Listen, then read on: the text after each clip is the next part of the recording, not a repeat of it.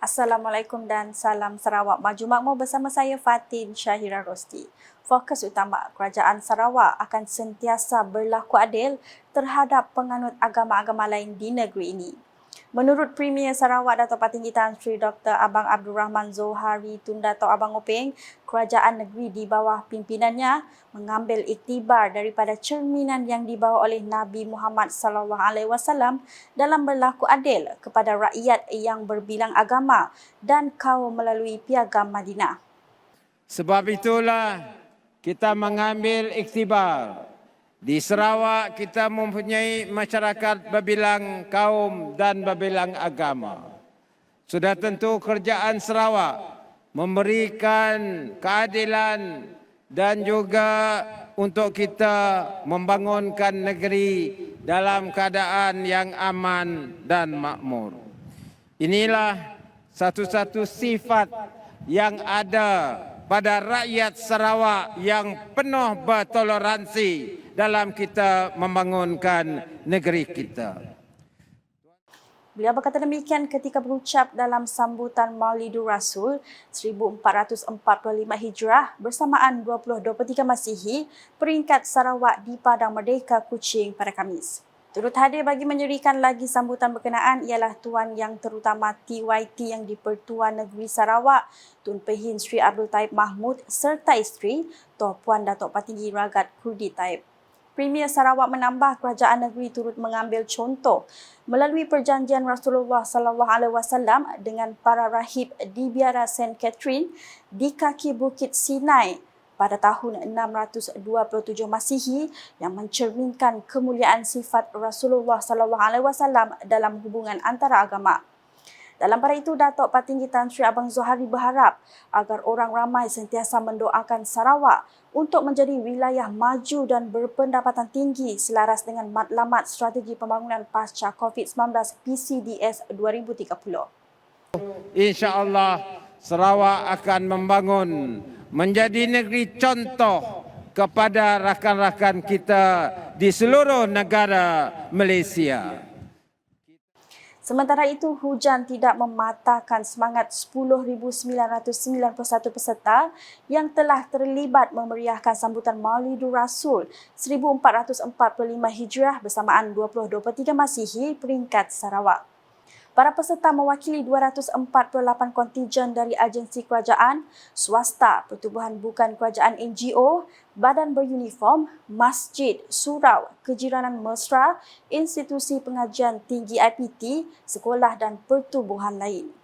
Tinjauan wartawan Unit Komunikasi Awam Sarawak UKAS di Padang Merdeka mendapati kawasan sekitar sudah dipenuhi oleh lautan peserta dari pelbagai golongan umur seawal 6.30 pagi. Perarakan yang bermula jam 9 pagi itu menyaksikan peserta dibahagikan kepada dua kumpulan yang berarak sejauh 4 km meliputi Bandaraya Kuching. Sebanyak 10 kategori telah dipertandingkan dalam acara perarakan iaitu kategori A untuk badan beruniform, kategori B untuk jabatan kerajaan negeri dan persekutuan, kategori C untuk badan berkanun, kategori D untuk badan swasta, kategori E untuk masjid dan surau, kategori F untuk kumpulan hadrah, kategori G untuk Persatuan Jawatankuasa Kemajuan dan Keselamatan Kampung JKKK, kelab dan pertubuhan, kategori H untuk institusi pengajian tinggi awam dan swasta serta pusat kemahiran, kategori I untuk sekolah menengah serta kategori J untuk sekolah rendah. Ikuti temu bual bersama beberapa peserta yang menzahirkan perasaan teruja kerana dapat menyertai perarakan pada tahun ini. Kemeriahan yang kita rasa memang amat menakjubkanlah, dan walaupun kita daripada pukul 5.30 pagi selepas subuh kita agak berlarutan pun alhamdulillah kemeriahannya menghilangkan rasa keletihan. Pada hari ini dengan cuaca yang hujan sekejap, panas, alhamdulillah cuaca yang agak baik pada pagi ini. Dari segi persiapan kita memang daripada pihak sekolah dengan bantuan-bantuan cikgu-cikgu yang ada di SK Motobas, kita bersama dengan cikgu-cikgu dan persatuan ibu bapa guru SK Motobas. Kita memang dan alhamdulillah Alhamdulillah motobas di umum menang untuk kategori sekolah. Alhamdulillah kita motobas. Terima kasih. Alhamdulillah kita menang. Kita baru diumuman. Terima kasih.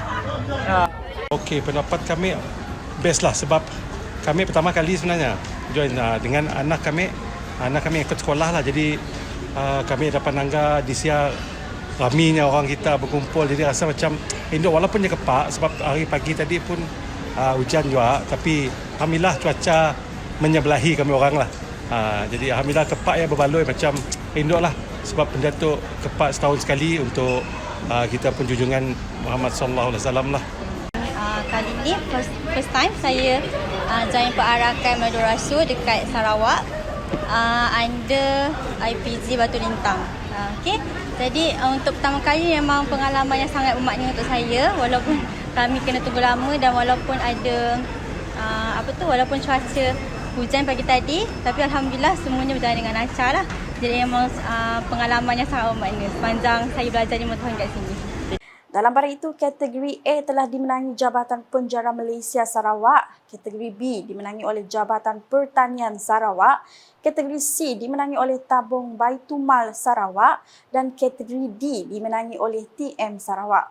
Manakala kategori E dimenangi oleh Masjid Darul Mutakin dari Kampung Buntal, kategori F dimenangi oleh Kumpulan Hadrah Belia Santubong serta kategori G dimenangi oleh Kejiranan Mesra Pantai Damai.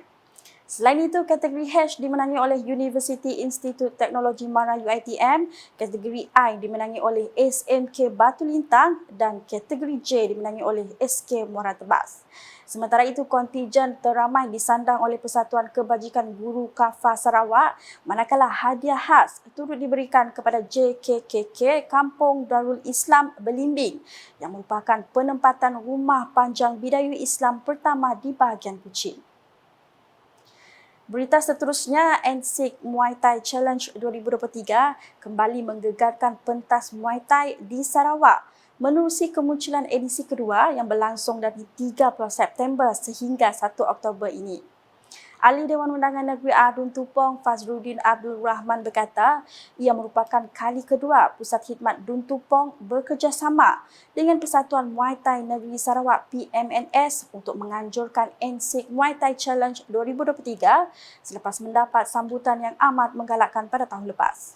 Menurutnya, PMNS juga akan menggunakan NSIC Muay Thai Challenge 2023 sebagai platform untuk mencungkil bakat-bakat baru yang berpotensi untuk diserap dalam skuad Muay Thai Sarawak.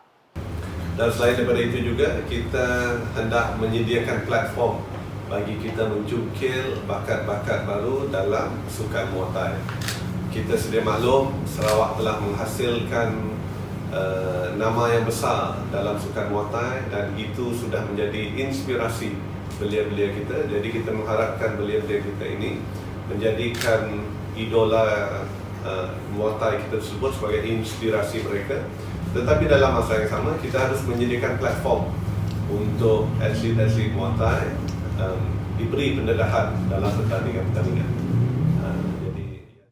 Beliau berkata demikian dalam sidang media NSIC Muay Thai Challenge 2023 di Kuching pada Rabu. Sementara itu, Fazruddin memaklumkan kejohanan tersebut akan diadakan di Dewan Serbaguna Akademik Kastam Diraja Malaysia Akmal di Jalan Matang Kuching. Tambah beliau, untuk edisi kali ini terdapat 5 kejuaraan bakal menjadi rebutan para petinju, iaitu juara Piala Yang Amat Berhormat Datuk Seri Haji Fadilah bin Haji Yusof, juara Super 4 Piala YB Fast, juara Super Fight Piala YB Fast, juara serta naib juara keseluruhan NSIC Muay Thai Challenge 2023. Katanya lagi, pada 28 September pula diadakan promosi dan pengenalan peserta dan kelab yang mengambil bahagian dalam NSIC Muay Thai Challenge 2023 di tapak Pasar Malam Metro City bermula jam 7 malam. Beliau turut memberitahu hampir 90 peserta telah mengesahkan penyertaan dan ini memperlihatkan ia semakin mendapat tempat dalam kalangan peminat sukan Muay Thai di Sarawak, khasnya di Bandaraya Kuching. Kepembangan di Miri dengan Sarawak merupakan penyumbang terbesar kepada kelestarian hutan secara keseluruhannya dalam Malaysia. Timbalan Pengarah Hutan Sarawak Happy Supina Said berkata seluas 7.6 juta hektar hutan telah dipelihara kelestariannya di Sarawak, iaitu 42% daripada 18.04 juta hektar keseluruhan hutan di negara ini. Menurutnya, Kerajaan Sarawak juga telah menyasarkan penanaman sebanyak 35 juta pokok dalam tempoh 5 tahun bermula 2021 hingga 2025. Ujarnya negeri ini telah berjaya mencatatkan jumlah penanaman tertinggi antara negeri-negeri di Malaysia dengan penanaman sebanyak 27,824,785 pokok setakat hari ini. Beliau berkata demikian berucap dalam program Le Tour de Restoration 2.0 LTDR 2.0 peringkat wilayah Miri pada Rabu. Happy Supina menambah Jabatan Hutan Sarawak telah mengilhamkan pelbagai pendekatan bagi menarik penyertaan orang ramai dari seluruh Sarawak seperti memperkenalkan pameran bergerak karavan melalui program LTDR. Manakala perpaduan adalah aspek yang sangat penting dalam menjaga kestabilan politik dan merupakan kunci utama kemajuan pembangunan di Sarawak pada masa hadapan. Adun Kota Sentosa Wilfred Yap Yausin berkata adalah sukar bagi mana-mana kerajaan untuk melaksanakan dasar pembangunan ekonomi jika rakyatnya tidak bersatu.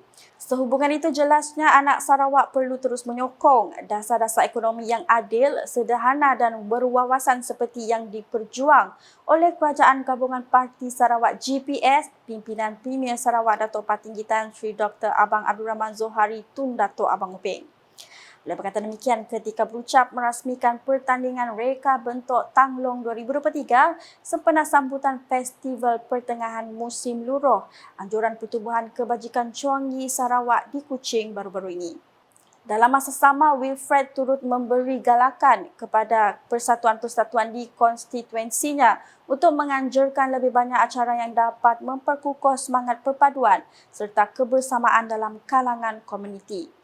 Pertandingan reka bentok Tanglong ini telah melibatkan penyertaan seramai 48 pelajar dari sekolah-sekolah di kawasan Batu Tujuh dengan 2 kategori dipertandingkan, melibatkan pelajar tahun 1 hingga 3 dan tahun 4 hingga 6. Tujuan utamanya adalah untuk mempromosikan tradisi dan budaya kaum Cina kepada generasi muda selain memupuk pemahaman dan penghormatan terhadap kepelbagaian budaya yang wujud di Sarawak. Sekian edisi malam bersama saya Fatin Syahidah Rosti. Berita lebih lanjut boleh didapati di semua platform media sosial UKAS termasuk portal ukas.sarawak.gov.my dan UKAS Channel di YouTube. Sebelum mengakhiri buletin edisi malam ini, kami tinggalkan anda dengan sorotan kemeriahan suasana sambutan Maulidur Rasul 1445 Hijriah bersamaan 2023 Masihi peringkat Sarawak yang diadakan di Padang Merdeka Kuching pada Khamis. #Saluran Informasi Rakyat. Salam UKAS.